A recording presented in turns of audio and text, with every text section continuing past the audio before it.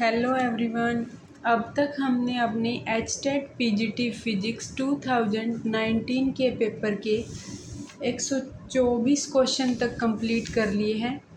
आज अपनी इस वीडियो में हम जितने भी क्वेश्चन बचते हैं बाकी के क्वेश्चन कंप्लीट कर लेंगे। तो अब हम शुरू करते हैं। अपना क्वेश्चन नंबर है 125।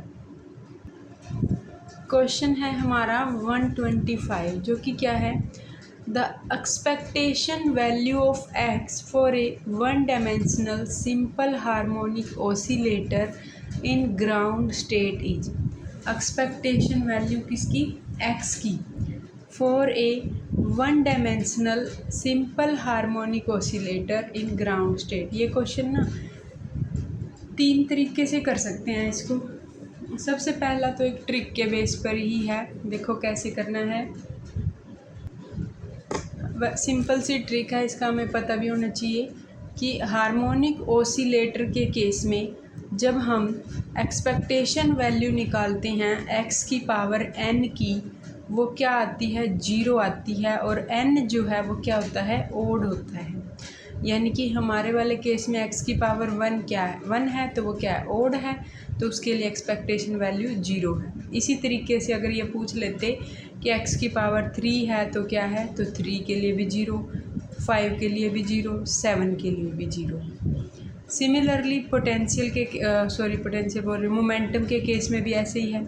जब एक्सपेक्टेशन वैल्यू पूछते हैं मोमेंटम की, तो पी की पावर एन है भैया, एन, पी की पावर एन जो है वो क्या है? 0 होगा जब एन क्या है? ओड है। यानी कि एक्सपेक्टेशन वैल्यू ऑफ पी की पावर 1 0, पी की पावर 3 0 और पी की पावर 5 0। ये तो एक ट्रिक है कि आपको पता होना चाहिए कि इसकी एक्सपेक्टेशन वैल्यू जब हम निकालते हैं ओड वैल्यू पर वो 0 आती है।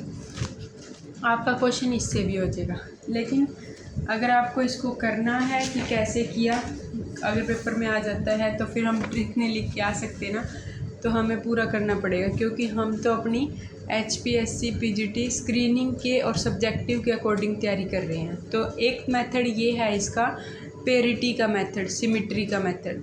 The ground state wave function psi naught of x of A quantum harmonic oscillator is a symmetric even function.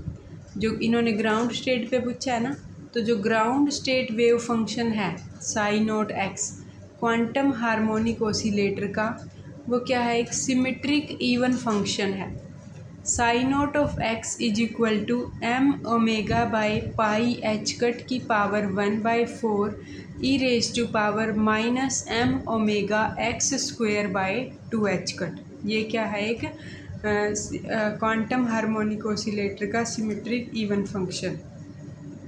Sine naught of X is equal to M omega by pi H cut की power 1/4 E raise to power minus M omega X square by 2h cut. The probability density psi naught of X का square is also an even function.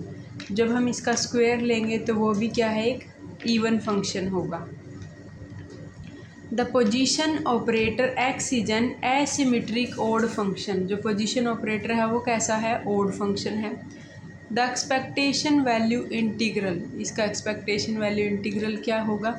Minus infinite to infinite psi naught star of X X psi naught of X D X minus infinite to infinite. X क्या है? Odd function है, और ये क्या है? Psi naught का square even function है। जब इसको सोल्व करेंगे, the integral of an odd function over symmetric limit minus infinite to infinite is always 0। तो ये क्या आता है? 0। तो पता चल गया आपको उस ट्रिक का। वैसे ही नहीं थी वो ट्रिक कि वो जब ओड वैल्यू होती है तो हमारे पास क्या वैल्यू रिजल्ट आएगा? एक्सपेक्टेशन वैल्यू का 0। एक और मेथड है इसको करने का, वो देखो कैसे है। वो है मेथड नंबर 2 है, लैडर से करेंगे इसको। एनिहिलेशन और क्रिएशन ऑपरेटर। लैडर ऑपरेटर पढ़ा हुआ है आपने। The position operator express in term of ladder operator is. जब हम लैडर में लिखते हैं पोजीशन ऑपरेटर को, तो उसकी वैल्यू क्या लिखी जाती है? Root H cut by 2m omega A plus A dagger. अब एक्सपेक्टेशन वैल्यू निकालेंगे। Calculating the expectation value for the ground state, zero के लिए, ग्राउंड स्टेट के लिए। तो X expectation is equal to root of H cut by 2m omega. तो ground state के लिए जीरो, कैट ब्रा वेक्टर के बीच में इसको रखेंगे A plus A dagger. Expectation value of X is equal to root H cut by 2m omega, zero A के साथ zero plus zero A dagger के साथ जीरो। तो सिंस ए और जीरो की वैल्यू जो है वो जीरो है और ए स्टार ए डैगर जीरो की वैल्यू क्या है, 1 है। तो यहाँ से क्या आ गया, expectation value root H cut by 2m omega, इसकी जगह जीरो, इसकी जगह जीरो और 1, और ये भी फिर से क्या आ जाएगा हमारा जीरो। तो यानी कि एक्सपेक्टेशन वैल्यू क्या आ गई, जीरो। ये तो बस वैसे था कि अगर कंप्लीट क्वेश्चन आ जाए, अदरवाइज आप सिंपल इस ट्रिक से कर सकते हैं कि ओड वैल्यू के लिए हमारे पास वैल्यू क्या होती है, जीरो होती है। अब हम करते हैं नेक्स्ट क्वेश्चन। नेक्स्ट क्वेश्चन है क्वेश्चन नंबर 126, जो कि क्या है, the wave front of a light beam is given by the equation x plus 2y plus 3z is equal to c। The wavefront of a light beam is given by the equation x plus 2y plus 3z equal to c, where c is an arbitrary constant। c क्या है, arbitrary constant है। Then the angle made by the direction of light with the y axis is, हमें क्या बताना है कि angle made by the direction of light with the Y axis, Y axis के साथ एंगल कितना बनाएगी जो डायरेक्शन है लाइट के इंसिडेंट की। तो देखते हैं, सबसे पहले हमने एक्सिस बनाई X Y Z. X axis के साथ ये एंगल अल्फ़ा है, वाई एक्सिस के साथ ये एंगल क्या है, बीटा है। ये हमारा एक वेक्टर है, ए वेक्टर, जिसकी वैल्यू क्या है, ए x I cap plus A Y J cap plus A Z के कैप। कोस अल्फ़ा क्या होगा, ए एक्स का component, A x divided by उसकी मैग्नीट्यूड। कोस बीटा क्या, वाई वाला, तो ए वाई बाय ए की मैग्नीट्यूड, तो कोस वाई है। और कोस गामा क्या होगा, गामा किसके साथ बनाएगा, गामा जेड एक्सिस के साथ एंगल होगा, ये वाला एंगल, जैसे ये वाला है तो गामा, तो गामा कोस गामा क्या होगा फिर, ए जेड बाय ए की पावर ए का मैग्नीट्यूड। क्या गिवन क्या है, C is equal to X plus 2y plus 3z। अब हम इसको डाइवर्जेंस लेते हैं, del C del by del X I cap del by del Y J cap del by del Z के कैप। पुट करेंगे C की value X plus 2y plus 3z, del C की value आएगी 1 आई cap 2 जे cap 3 के cap. Cos beta की value, cos beta यानी कि ए Y component, ए का मैग्नीट्यूड तो सबका सम, और divide Y component 2 divided by root of 1 square 2 square 3 square, तो 2 डिवाइडेड बाय रूट 14। तो ए वाई बाय ए की मैग्नीट्यूड आ गई। हमें निकालना था बीटा, तो बीटा क्या आ जाएगा, कोस इनवर्स 2 बाय रूट 14। तो हमारे पास बीटा की वैल्यू क्या आ गई, cos inverse 2 by root of 14। अगला है क्वेश्चन, एक रोड है जिसकी लेंथ है l, rotate with a uniform angular velocity omega. एक रोड है हमारे पास जिसकी लेंथ क्या है, ये एक रोड है, लेंथ है l, वो ओमेगा एंगुलर वेलोसिटी के साथ रोटेट करता है। एक रोड है जिसकी लेंथ है l, रोटेट करेगी with a uniform angular velocity omega about it's perpendicular bisector, about जहाँ से वो परपेंडिकुलर बाइसेक्टर उसको इक्वल कट करता है, यानी कि ये भी l/2 ये भी l/2, मेरे से गलत थोड़ा सा बीच में नहीं हुआ, इक्वली बाइसेक्ट करता है। और a uniform magnetic field B exist parallel to the axis of rotation. एक uniform magnetic field B exist करता है parallel to the axis of rotation, जिस एक्सिस के अबाउट वो रोटेट करता है, about the axis of rotation, parallel to axis of rotation. हमारा जैसे एक्सिस जिस एक्सिस के अकॉर्डिंग रोटेट कर रही है, तो मैग्नेटिक फील्ड भी उसी की क्या है, पैरेलल में है। फिर क्या है, parallel to axis of rotation the potential difference between the two end of the rod is, दो एंड के बीच में पोटेंशियल का डिफरेंस बताना है कितना है। तो देखो पोटेंशियल डिफरेंस क्या होगा, जो ईएमएफ होता है वो क्या होता है, ईएमएफ हमारा D phi by D T, EMF क्या होता है D phi by D T. और यहाँ जो डीई है वो क्या है, देखो तो देखो इसमें ये हमारी रोड है। जब भी हम क्या देखते हैं, यूनिफॉर्म मैग्नेटिक फील्ड भी क्या है, पैरेलल है एक्सिस ऑफ रोटेशन के, तो इसका मतलब वो क्या है, मैग्नेटिक फील्ड परपेंडिकुलरली चल रहा है। तो पोटेंशियल डिफरेंस हम निकालते हैं सेंटर से एक एंड तक का, मान लें सेंटर एक एंड तक का potential difference. When a conducting road, ये रोड कैसी थी, कंडक्टिंग है, लेंथ कंप्लीट मान लो आर है, रोटेट करती है अगर वो किस में, इन ए परपेंडिकुलर मैग्नेटिक फील्ड में, बताया ना अभी कि जो पैरेलल चल रहा है जिस साइड वो रोटेट कर रही है, यानी कि वो कैसा है, परपेंडिकुलर है magnetic field B, with angular velocity omega के साथ। तो the induce electromotive force across the length is, तो जो इलेक्ट्रोमोटिव फोर्स और पोटेंशियल होगी अक्रॉस द लेंथ वो होगी v is equal to 1/2 B omega R square. Apply करेंगे उसको each half of the rod पर from the centre O to the end A and B. First half के लिए total तो r थी, ये l/2 होगी, तो V O minus V A half B omega R क्या होगा, l/2 का square 1/8 B omega L square. Second half के लिए भी 1/2 बी ओमेगा l/2 का square 1/8 B omega L square. फिर potential difference between the two end क्या है, V A minus V B is equal to V naught minus 1/8 B omega L square minus this is equal to 0। तो यानी कि क्या आ गया, potential difference between the two end of the rod is equal to 0। या फिर आप इसको इस तरीके से भी कर सकते हो। तो ये देखो, ये हमारे ईएमएफ क्या है, D phi by D T flux है, तो डीई की वैल्यू कितनी होगी, तो बी एक्स इंटू में डी एक्स इंटू में ओमेगा, तो वही आ जाएगा। फिर E1 टू E2 D E is equal to B omega common constant है मैग्नेटिक फील्ड, माइनस एल से हाफ लेंथ तक l/2 माइनस l/2 से l/2 E2 माइनस के E1 सोल्व करेंगे, कंप्लीट की वैल्यू क्या आ जाएगी 0, E2 माइनस E1। तो बेस्ट वही था पीछे वाला ही, उससे कर लेना। अगला है क्वेश्चन नंबर 128, जो कि क्या है, on connecting a 20 pico farad capacitor by battery. एक बैटरी से 20 पिको फैरेड का कैपेसिटर कनेक्ट करने से it attain a potential of 50 volt in time interval 0.5 second. 0.5 second के टाइम इंटरवल पर वो क्या कर लेता है, 50 वोल्ट की पोटेंशियल गेन कर लेता है। The plate area of capacitor is, plate का जो एरिया है कैपेसिटर का वो गिवन है 5 × 10⁻² metre square.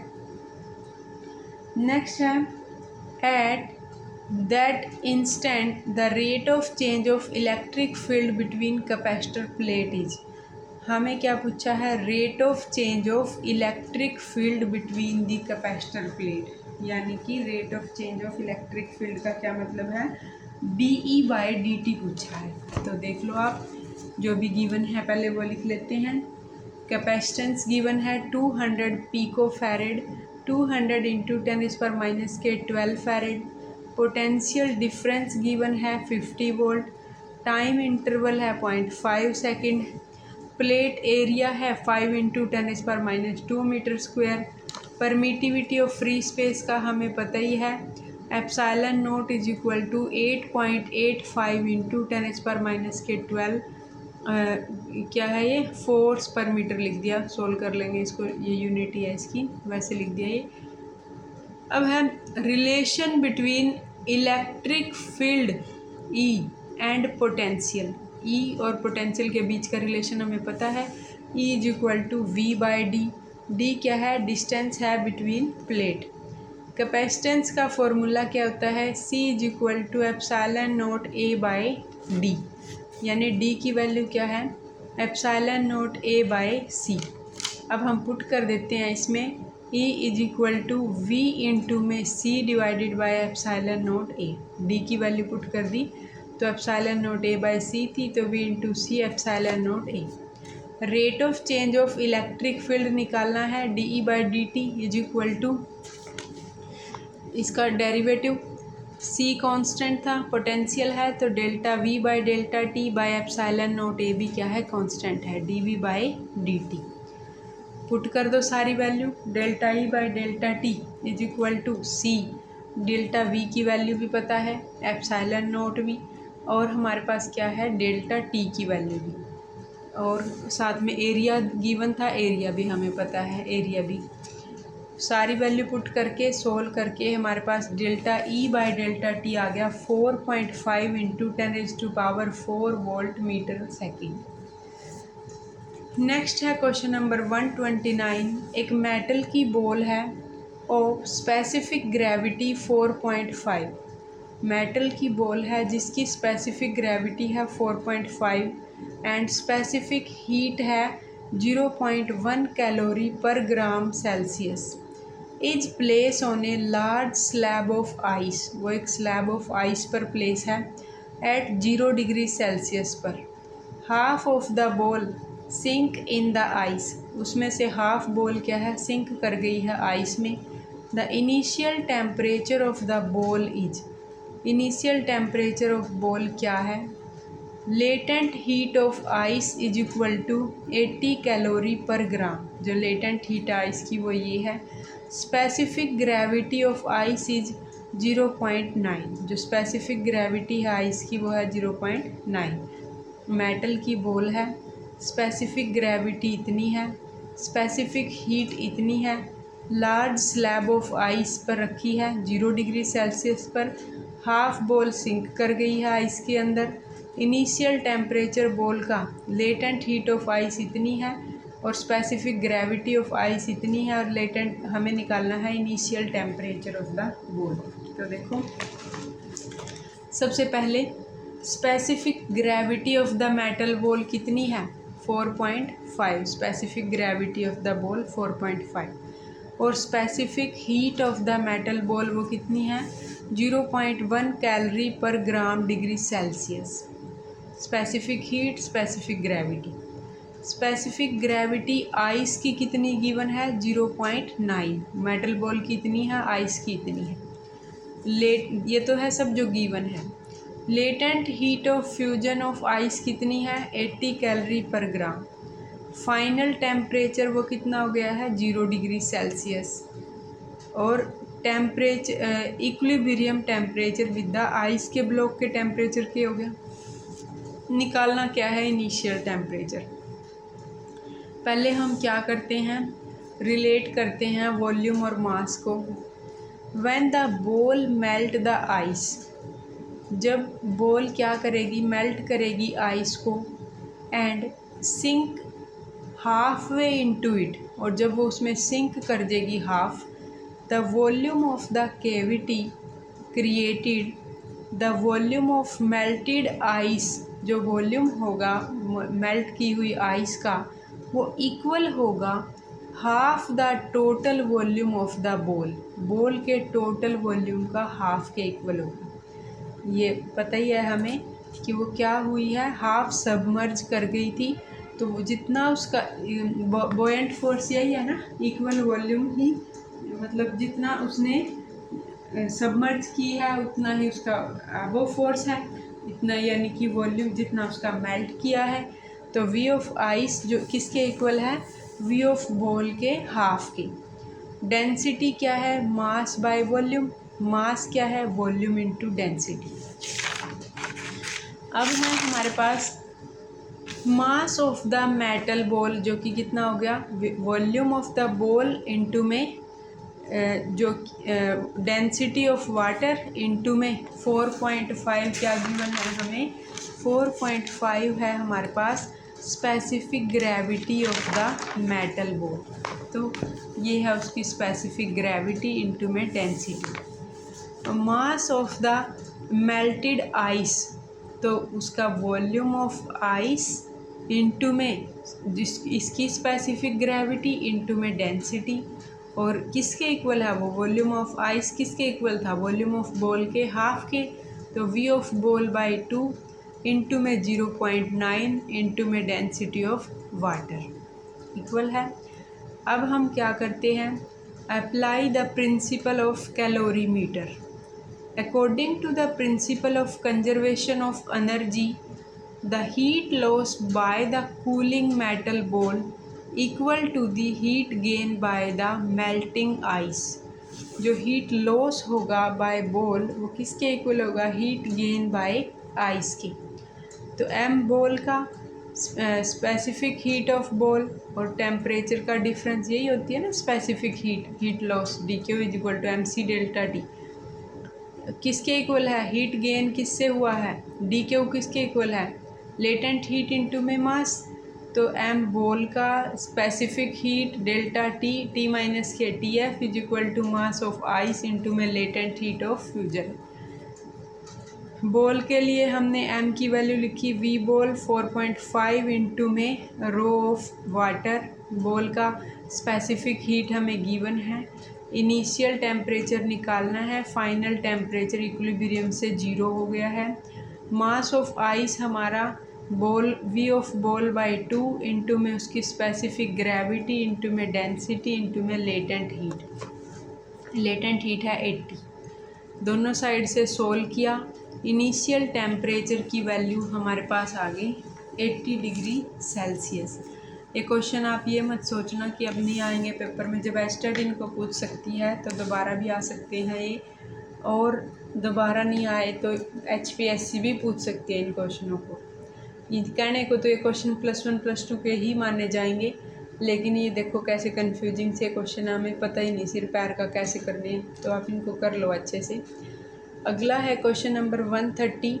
The amplitude of an oscillator having frequency of 300 oscillation per second. जो एम्पलीट्यूड है ऑसिलेटर की जिसकी फ्रीक्वेंसी कितनी है, 300 ऑसिलेशन पर सेकेंड है, reduce to 1/10 of its initial value. वो अपनी इनिशियल वैल्यू का 1/10 रिड्यूस कर जाती है आफ्टर 6000 ऑसिलेशन। 6000 ऑसिलेशन के बाद उसकी हमें क्या बतानी है, उसका डैम्पिंग कांस्टेंट बताना है। क्या बताना है, डैम्पिंग कांस्टेंट। तो देखो क्वेश्चन नंबर है 130 क्वेश्चन। सबसे पहले देखो टाइम क्या दिया हुआ है, वो दिया हुआ है कि कितनी ऑसिलेशन करती है, फ्रीक्वेंसी है 300, तो टाइम 1/300 सेकेंड। उसके बाद डैम्प कब करती है, 6000 ऑसिलेशन के बाद। The total elapsed time is, T जो है वो कितना है, नंबर ऑफ ऑसिलेशन इंटू में जो फ्रीक्वेंसी है टाइम है एन इंटू टी, यानी कि 20 सेकेंड के बाद। अब एम्पलीट्यूड की इक्वेशन सेट करेंगे, A of T is equal to A naught E raise to power minus के बी इंटू में टी। ये इक्वेशन लगाएंगे हम डैम्पिंग कांस्टेंट के लिए, A naught E raise to power minus B T. A of T is equal to A naught by 10, इन्होंने दिया था 1/10 रिड्यूज होगी आफ्टर 20 सेकेंड के बाद, तो A naught by 10 A naught E raise to power minus के B, और जो टाइम दिया है वो 20 सेकेंड है। तो damping constant 1/10 is equal to B की वैल्यू, डैम्पिंग कांस्टेंट क्या है यहाँ पे बी, तो 1/10 ए नोट से A naught cancel, E raise to power minus के 20 बी, तो लॉग लेंगे दोनों साइड, लॉगरिथम 1/10 और यहाँ से माइनस के 20 बी, तो लॉग ऑफ यहाँ माइनस है ना इधर ले लिया और माइनस है तो ऊपर गया, माइनस के लॉगरिथम ऑफ 10 माइनस के 20 B, minus minus cancel, B की वैल्यू क्या है, लॉगरिथम ऑफ 10/20। सोल्व करेंगे, बी की वैल्यू हमारे पास क्या आ जाएगी, 2.3026 डिवाइडेड बाय 20, जिसकी वैल्यू अप्रोक्सीमेटली क्या आ गई 0.1151 सेकेंड इनवर्स। तो ये था हमारा डैम्पिंग कोफिशिएंट। बस एक फार्मूला था एम्पलीट्यूड इक्वेशन का, A of T is equal to A naught E raise to power minus के बी टी। तो अब हमारे पास आ गया टाइम भी, उसके बाद है जो कि कितना आया है 0.115 पर सेकेंड। नेक्स्ट है question number 131। Two tuning fork with natural frequency 340 hertz each move relative to a stationary observer. दो ट्यूनिंग फोर्क हैं, नेचुरल फ्रीक्वेंसी 340 हर्ट्ज है, दोनों ट्यूनिंग फोर्क मूव करती हैं relative to a stationary observer.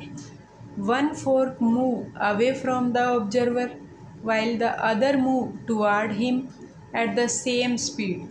If the observer hear beat of frequency 3 Hz, the speed of the tuning fork is। velocity of sound in air कितनी है 340 metre per second. और अब हम निकालते हैं कि जो ऑब्जर्वर को हियर होगी बीट ऑफ फ्रीक्वेंसी 3 हर्ट्ज, तो speed of the tuning fork कितनी होगी। नेचुरल फ्रीक्वेंसी जो है ट्यूनिंग फोर्क एफ नोट वो गिवन है 340 hertz. Velocity of sound in air 340 metre per second. Beat frequency है 3 hertz. Speed of the tuning fork V S. सबसे पहले तो हम देखते हैं अपीरेंट फ्रीक्वेंसी। जब fork moving toward the observer, जब क्या होता है फोर्क हमारा ऑब्जर्वर की टुवार्ड आता है, तब क्या फॉर्मूला लगेगा F towards is equal to F naught V by V minus के V S. Fork moving away from the observer, जब अवे जाता है तो एफ अवे के लिए F naught into V by V plus V S. Beat frequency formula F B is equal to F toward minus F away, ये है। तो F toward क्या थी F naught into V divide by V minus के S, और common ले लिया ना एफ नोट, जो कॉमन था जो वो ले लिया, 1 बाई वी माइनस के V S minus 1 by V plus के V S. F B is equal to F naught into में वी सोल्व करेंगे 2 V S by V square minus में वी एस का स्क्वेयर। एफ बी की value हमारे पास आ गई। अब सारी जो वैल्यू है वो सारी पुट कर देंगे। तो अप्रोक्सीमेशन से हमें पता चला वेलोसिटी जो है सोर्स की वो वेरी वेरी लेस है देन वी, कि since the speed of the tuning fork is much smaller than the speed of sound. Tuning fork की स्पीड जो है वो वेरी वेरी लेस है than the speed of sound. तो हम ये चीज़ नेगलेक्ट कर लेंगे कि V square minus V S square, इसको बिल्कुल नेग्लिजिबल लेके इसको वी स्क्वेयर के इक्वल ले लेंगे। तो F B is equal to beat frequency approximately equal होगी 2 F naught into V S by V की। तो हमें वी एस निकालना है, 3 बीट फ्रीक्वेंसी है, 2 एफ नोट की वैल्यू 340 और वी भी 340, सारी वैल्यू पुट करके वेलोसिटी ऑफ साउंड वेव जो सोर्स की वेलोसिटी 1.5 मीटर पर सेकंड आ जाएगी। तो वेलोसिटी ऑफ जो हमें speed of each tuning fork वो हमारे पास आ गई है, जो कि है 1.5 मीटर पर सेकंड। नेक्स्ट है question number 132। An ideal gas follow a process described P square is equal to C. एक आइडियल गैस है वो एक प्रोसेस को फॉलो करती है जो कि क्या है P square equal to C है। C is a constant from P1 V1 T1 to P2 V2 T2। Then बताना है कि क्या रिलेशन होगा। एक आइडियल गैस ने ये फार्मूला फॉलो किया है और वो P1 V1 T1 से P2 V2 T2 तक वेरी कर रही है। तो ये बताना है कि वॉल्यूम और टेम्परेचर का क्या रिलेशन आया है। तो देखो सबसे पहले हमें क्या है कि वो क्या करता है PV square is equal to C को फॉलो कर रहा है। आइडियल गैस ला क्या होता है PV is equal to nRT। Given condition अगर हम लगाएं कि if V2 is greater than V1 then T2 is less than T1, सबसे पहले हम देखते हैं, ये हमें पता है P V square equal to C, और क्या है कि हमारे पास है ideal gas law P V equal to N R T. ये अभी देखते हैं। प्रेशर को अगर हम इन टर्म ऑफ टेम्परेचर और वॉल्यूम में लिखें तो P is equal to N R T by V, given है P V square equal to C. तो यहाँ पुट कर लेते हैं P की जगह N R T by V into में V का square is equal to C. Solve करेंगे, ये V से V cancel, N R T into में V equal to C. N R और ये जो सी है वो सारे क्या हैं, कांस्टेंट हैं। तो बचा क्या, टी डॉट वी। तो T dot V is equal to C by N R, जो कि क्या है, कांस्टेंट है। कंपेयर करेंगे to state V1 T1 and V2 T2 को। T1 ये कांस्टेंट है अगर, तो T1 V1 is equal to T2 V2, तो T2 by T1 is equal to V1 by V2। जो T2 बाई T1 है वो किसके इक्वल है, V1 बाई V2 के। इफ़ द वॉल्यूम इंक्रीज, अगर V2 बड़ा है V1 से, तो जो फ्रैक्शन है V1 बाई V2 वो क्या होगा, लेस देन 1 होगा। तो वो हमारा less than 1, therefore T2 by T1 less than 1। तो विच prove that T2 is less than T1। तो इससे पता चल गया कि अगर वॉल्यूम इंक्रीज़ किया है तो वो V2 बड़ा ही होगा V1 से। तो अगर V2 बड़ा है तो V1 बाई V2 तो क्या होगा, नेगेटिव। अगर नेगेटिव है तो T2 बाई T1 फिर लेस देन 1 ही हुआ। तो विच प्रूव कि T2 is less than T1। तो T2 लेस देन T1, अगर इफ़ कंडीशन क्या थी, ये तो गिवन था, इफ़ V2 अगर ग्रेटर है V1 से तो T2 जो होगा लेस देन T1। कंडीशन से देखो कैसे कैसे क्वेश्चन पूछ रखे हैं। तो अगला है क्वेश्चन नंबर 133, 1 मार्क्स का क्वेश्चन है ये। अगर कोई अच्छा खासा फिजिक्स में बिल्कुल मतलब उसको अच्छी आती है, वो भी अगर उसको आता भी है ना, तो काफ़ी टाइम लगता है इनको करने में। 133 क्वेश्चन है, moving through a liquid an object of mass m experience A resistive drag force proportional to its velocity। Moving through a liquid के अंदर मूव करके एक ऑब्जेक्ट है जिसका मास m है, वो जैसे ही लिक्विड में जाता है वो एक्सपीरियंस करता है resistive drag force proportional to its velocity के प्रपोर्शनल। एक्सप्रेस एज, कैसे एक्सप्रेस किया कि जो ड्रैग फोर्स लगता है उसको वो कितना लगता है, minus B V, where B यहाँ पर क्या है, कांस्टेंट है, और जो वी है वो क्या है, स्पीड है। The speed of the particle as a function of time. अब हमें क्या बताना है, स्पीड फंक्शन ऑफ टाइम के साथ रिलेशन बताना है। When it start from rest and fall vertically through the liquid, जब वो रेस्ट से चला हो और वर्टिकली फॉल करा हो लिक्विड के अंदर। तो देखो 133 क्वेश्चन। सबसे पहले न्यूटन का सेकंड लॉ देखते हैं, क्या कहता है। The object experience two vertical force, जो ऑब्जेक्ट है हमारा उसके ऊपर 2 वर्टिकल फोर्स लग रहे हैं। नंबर फर्स्ट है ग्रेविटी पुलिंग डाउनवर्ड, ग्रेविटी उस बॉडी को नीचे खींच रही है, एफ जी, जो कि क्या है, एम जी।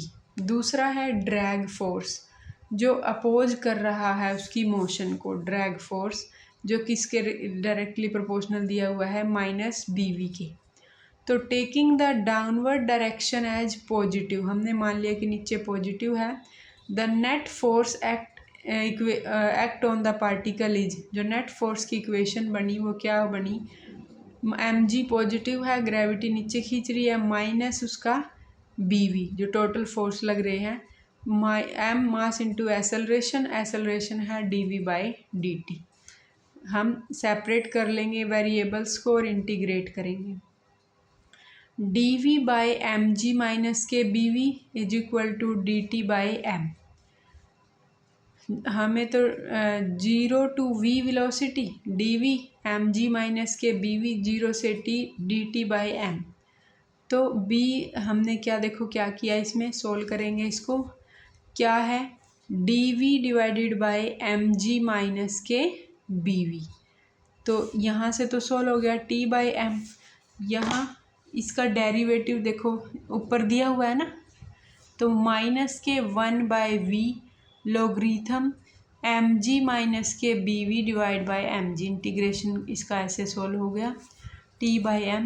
सोल्व करेंगे इसको for velocity v of t हमें निकालना है, v फंक्शन है टाइम का। मल्टीप्लाई कर लिया बोथ साइड बाय माइनस के b से सोल्व करके, माइनस इधर से तो b कैंसिल हो गया, या फिर मल्टीप्लाई नहीं करते तो उधर ले जाओ इस b को, माइनस का b t बाई एम उधर, लॉगरिथम ऑफ 1 माइनस के B V divided by M G, ऐसे एम जी को कॉमन लिया, एम जी 1 माइनस के B V divided by M G, वही है M G minus B V, ऐसे करके लिख लो। चाहे एक्सपोनेंशियल ले लो बोथ साइड लॉगरिथम को कैंसिल करने के लिए, 1 माइनस के B V by M G is equal to exponential of minus B T by M, तो B V by M G equal to 1 minus exponential minus B T by M, तो v of t is equal to M G by B 1 minus exponential of minus B T by M. तो at time t approaches infinity, जैसे ही time approach करेगा infinity को, the exponential term goes करेगी zero को।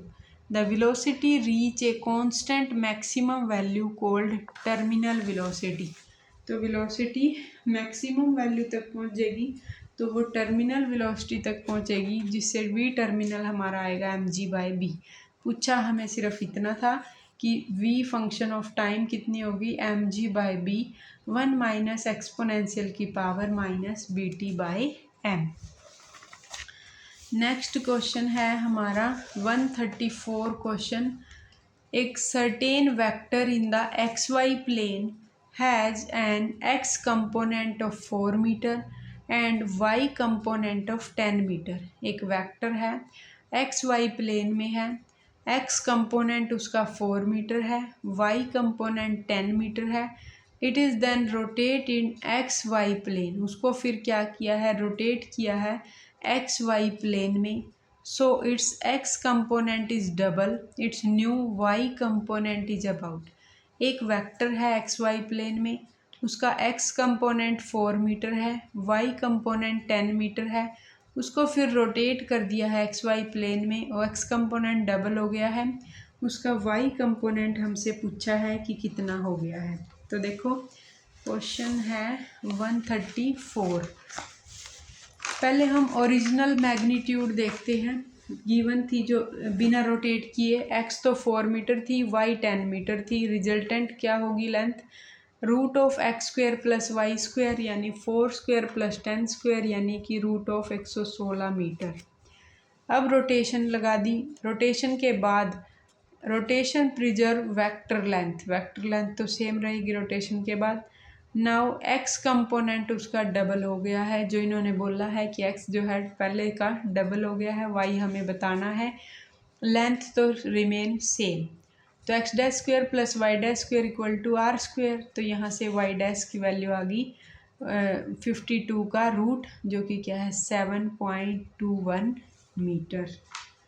Next question देखो, question number है 135 number question. एक scalar potential field is given by v is equal to -6x plus 8y minus 12x Y square plus 7y square minus 5y square volt. जो x Y Z हैं are in metre में है। The magnitude of the force on A 4 coulomb charge placed at origin 000 is, क्या निकालनी है, magnitude of force. तो देखो question number है 135। पोटेंशियल फील्ड कितना गिवन है, माइनस के 6x plus 8y minus 12x Y square plus 7y square minus 5z square. Charge की वैल्यू गिवन है 4 कूलम, पोजीशन कोऑर्डिनेट है 000। इलेक्ट्रिक फील्ड कंपोनेंट फाइंड करेंगे। E vector is equal to minus के del V, X component del V by del X, X component ले लिया, minus के 6 minus के 12 Y square, del V by del X 0 0 0 पर -6, तो ई x आ गया minus के डेल वी यानी कि माइनस ऑफ -6 वोल्ट पर metre. Y component del V by del Y is equal to solve करके आ गया 8, ई वाई माइनस के 8 वोल्ट पर metre. Z component del V by del Z solve किया 0 यानी कि जेड आ गया 0 वोल्ट पर मीटर। इलेक्ट्रिक फील्ड की magnitude E X square plus E Y square plus E Z square यानी कि 6 square plus -8 square plus 0 square जो कि आ गया 10 वोल्ट पर मीटर। तो F is equal to Q dot E vector जो कि आ गया 40 न्यूटन। तो इन्होंने पूछा था फोर्स, तो फोर्स हमारा आ गया 40 न्यूटन। नेक्स्ट क्वेश्चन देखो, क्वेश्चन है 136। The magnetic vector potential associated with some magnetic field is given as. जो मैग्नेटिक वेक्टर पोटेंशियल है जो एसोसिएट है विद सम मैग्नेटिक फील्ड से वो गिवन है A vector is equal to minus K cap I by C logarithm of X square plus Y square. The value of magnetic field is, magnetic field की value देखनी है कितनी होगी, तो वो देखो क्वेश्चन है हमारा 136 नंबर क्वेश्चन। तो क्वेश्चन नंबर 136 के लिए देखो, the vector potential only has a Z component. जो वेक्टर पोटेंशियल है उसके सिर्फ जेड कंपोनेंट है। A vector is equal to A Z के cap minus I by C logarithm of X square plus Y square into K cap. Therefore जो individual component होंगे A x क्या होगा 0, ए Y क्या होगा 0 और ए जेड क्या है minus I by C logarithm of X square plus Y square. Curl formula लगाएंगे, B vector is equal to del cross A vector, तो वो क्या है del A Z by del Y minus del A Y by del Z I cap plus del A X by del Z minus del A Z by del X J cap. A X भी 0 है, ए Y भी 0 है, ए Z नहीं है, तो A Z does not depend on Z, तो इसको हम सोल्व करके आ जाएगा B vector is equal to सिर्फ del A Z by del Y I cap minus del A Z divided by del X J cap. अब partial derivative को solve करेंगे तो D by D U of logarithm of U क्या होता है 1 by you.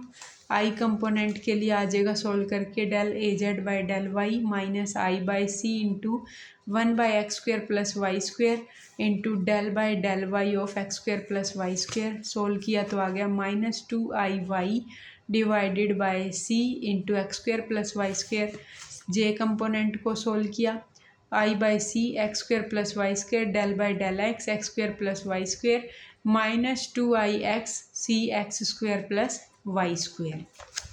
दोनों component की value को पुट करेंगे तो बी वेक्टर में I component J component put कर दिया तो कॉमन ले लो जो कुछ भी टर्म कॉमन थी -2i X square plus Y square Y I cap minus X J cap. अगला है क्वेश्चन नंबर 137 नंबर क्वेश्चन है जो कि क्या है 137। For diamond the permittivity given है 1.416 इंटू 10⁻⁻12 कूलम स्क्वेयर मीटर -2 न्यूटन। उसकी ससेप्टिबिलिटी पूछी है, तो परमिटिविटी क्या है डायमंड की वो है 1.416 into 10⁻⁻10 coulomb square newton inverse metre -2। Permittivity of free space है 8.854 into 10⁻⁻12 coulomb square newton inverse metre -2। Find the dielectric constant epsilon R, epsilon by epsilon naught put करो, वैल्यू आएगी 15.99। इलेक्ट्रिक ससेप्टिबिलिटी कैसे निकालते हैं, जाई एप्सिलॉन आर -1 यानी 15.99 -1 तो आ गया 14.99 अप्रोक्सीमेटली 15। नेक्स्ट है क्वेश्चन नंबर 138 जो कि क्या है a drop of oil of density rho, oil की एक ड्रॉप है, डेंसिटी रो है, वो फ्लोट कर रही है, half submerge in another liquid और वाटर, वो हाफ सबमर्ज है किसी दूसरे लिक्विड में जिसकी डेंसिटी सिग्मा है। If the surface tension of liquid वो टी हो, then radius of the drop is, उस ड्रॉप की रेडियस बतानी है। पहले तो हम ड्रॉप पर फोर्स देखते हैं कौन कौन से हैं। डाउनवर्ड फोर्स है, weight of oil drop W, weight कैसे, डेंसिटी इंटू में टोटल वॉल्यूम इंटू में उसकी ग्रेविटी, तो density 4/3πr3, mass into gravity होता है ना वेट, तो m मास, डेंसिटी इंटू वॉल्यूम इंटू में ग्रेविटी। तो उसके बाद है हमारे पास अपवर्ड जो बोयंट फोर्स लग रहा है वो कितना है, क्योंकि ड्रॉप जो है एग्जैक्टली हाफ सबमर्ज है लिक्विड में जिसकी डेंसिटी सिग्मा है। The volume of liquid displace is half the volume of the sphere, इतना ही होगा बोयंसी फोर्स के अकॉर्डिंग। तो F B density of liquid into में उसका इमर्ज वॉल्यूम। तो upward surface tension force F T, surface tension act along the, एक तो ये था अपवर्ड बोयंट फोर्स, दूसरा अपवर्ड सरफेस टेंशन भी अपवर्ड है। Surface tension act along the perimeter of the drop, जो सरकमफेरेंस है ना ड्रॉप का उसके अराउंड सरफेस टेंशन लगेगी। At the contact line where it meet the surface of the liquid, जहाँ पर वो सरफेस है। तो एफ टी जो है सरफेस टेंशन इंटू में उसके सरकमफेरेंस पर, जो कि कितनी है, टी है। अपवर्ड में टोटल फोर्स लग गए is equal to total downward force, balance कर दिया तभी तो वो टिकी हुई है। तो F B plus F T sink नहीं कर रही ना, तो F B plus F T equal to weight, F B buoyant force, उसकी डेंसिटी, उसका वॉल्यूम हाफ है तो कंप्लीट होता तो 4/3, हाफ है तो 2/3πr³ इंटू ग्रेविटी। और टेंशन, सरफेस टेंशन किस पर है, उस सरकमफेरेंस पर, ड्रॉप का सरकमफेरेंस 2πr इंटू में T, weight rho 4/3πr³ into G. दोनों साइड सोल्व करेंगे, 2t equal to 2/3r² g, 2 rho minus sigma. हमें तो रेडियस ऑफ ड्रॉप चाहिए, तो सोल्व करके r की वैल्यू आ जाएगी √3t/g, 2 रो माइनस के सिग्मा। नेक्स्ट है हमारा क्वेश्चन नंबर 139 नंबर क्वेश्चन, जो कि क्या है, the peak to peak value of an amplitude modulated voltage has a maximum value of 8 volt and a minimum value of 2 volt. The amplitude of unmodulated carrier is, हमें क्या दिया है, peak to peak value दे रखी है।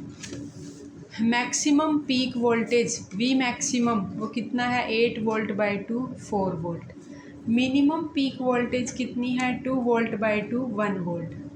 Career amplitude कैसे निकाल लेंगे, वी मैक्सिमम प्लस वी मिनिमम/2, मैक्सिमम 4 मिनिमम 1 डिवाइड/2, तो यानी कि 2.5 volt.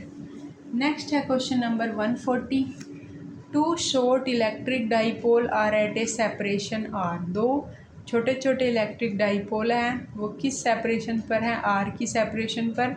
With their dipole movement along the line joining the two dipole, उनकी जो डाइपोल मूवमेंट है वो कहाँ पर है, along the line joining the two dipole. The force of interaction F between these two dipole varies as, जो force of interaction होगी वो कैसे वेरी करेगी, देखो, force of interaction between the two short dipole vary as F is proportional to 1/r⁴। जो force of interaction होती है दो डाइपोल के लिए वो होती है 1/r⁴ और r⁻⁻⁴।